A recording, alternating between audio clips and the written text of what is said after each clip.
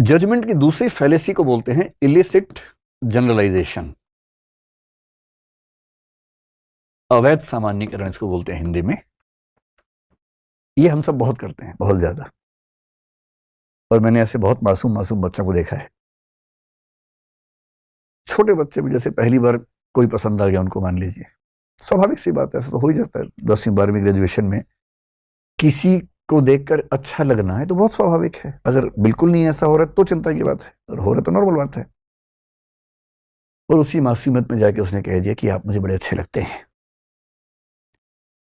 और दूसरे व्यक्ति को ना मना करने की तमीज नहीं थी। भाई, मना करने की भी तमीज होती है ना। आपको ठीक है उस रिलेशनशिप में नहीं जाना तो कायदे से मना कर दीजिए। और उसने कहा कि बेहतर होता कि बुराई ना देख लिया होता मुझे कहने से पहले। इस बच्ची का दिल टूट गया, या बच्चे का दिल टूट गया, खतरनाक टूटा है। और इसने फैसला किया, दुनिया के सारे लड़के ऐसे होते हैं, दुनिया की सारी लड़कियां धोखेबाज होती हैं, अब किसी से नहीं बात करनी, अब जिंदगी भर अकेले ही रहेंगे। यह है जनरलाइजेशन। एक सैंपल है छोटा सा। एक व्यक्ति, पूरे कितने 800 करोड़ हो गए ना तो दुनिया में लोग, हाँ 8 अरब लोग हो गए। 800 करोड़ में एक ने आपको गलत तरीके से बोला, और आपने फैसला कितने के बारे में किया? अगर 400 मान लें आधे उसमें से, तो 400 करोड़ के बारे में फैसला आपने कर लिया। इसलिए अगर कभी ऐसा हो ना, जैसे सारे बिहारी ऐसे होते हैं, सारे हरियाणवी ऐसे होते हैं, सारे पंजाब के लोग ऐसे होते हैं, ऐसी बकवास जब भी कोई करे तो उसको बोलना नहीं, ऐसा नहीं होता है। आपने बिहार के 4 लोगों से बात की, हरियाणा के 4 लोगों से बात की, उसके बारे में पूरे स्टेट को नाप दिया एक ही बार में। ये भी तो हो सकता है कि वो वहां के एक्सेप्शंस हों, अपवाद हों, जो आपको मिल गए हों। सबके बारे में क्यों फैसला कर लेंगे? इसलिए बहुत जरूरी है कि फैसला करते हुए बहुत जनरलाइजेशन आपसे ना हो, बहुत बड़े फैसले आप ना करें, उतना ही करें जितना करने की जरूरत है। तीसरी फैलेसी क्या होती है कि हम लोग एक आपने शब्द सुना होगा, बाइनरी, आजकल चलता है खूब।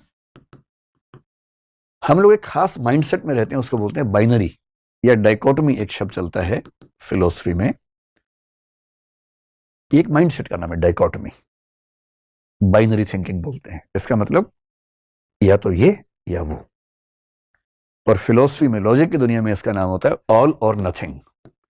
या तो सब कुछ या कुछ भी नहीं, या ब्लैक और व्हाइट। इसी का नाम है दूसरा, ब्लैक और व्हाइट। एक स्लिपरी स्लोप नाम का चलता है फैलेसी, कुछ कुछ इसके नजदीक है, लेकिन ये थोड़ा सा उससे अलग है। इसका मतलब क्या है कि हम चीजों का फैसला करते हुए या तो इस तरफ खड़े होंगे या इस तरफ खड़े होंगे, और हम ये सोचने को तैयार ही नहीं है कि इन दोनों से अलावा तीसरा या चौथा या पांचवा रास्ता भी हो सकता है। ये आदमी या तो अच्छा है या बुरा है, या ईमानदार है या चोर है, या वफादार है या बेवफा है।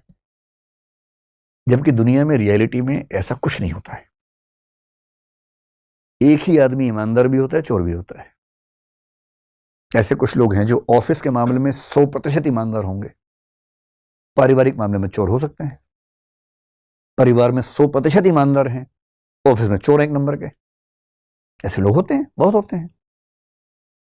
हिंदी साहित्य में प्रेमचंद ने पहली बार यह समझाया हिंदी साहित्य को कि कोई कैरेक्टर सिर्फ अच्छा या बुरा नहीं होता है, अच्छा और बुरा होता है, और मामला केवल प्रपोर्शन का है। कोई 45% अच्छा है, 55 बुरा है, कोई 55 अच्छा है, 45 बुरा है, कोई 65-35 पे है, कोई 72-28 पे होगा, कोई 24-76 पे होगा। इसको हम बोलते हैं कॉन्टिन्यूम की अप्रोच। और कॉन्टिन्यूम का मतलब यह है कि जब आप फैसला करें, हमेशा किसी चरम पर ना रहें, किसी एक्सट्रीम पर ना रहें।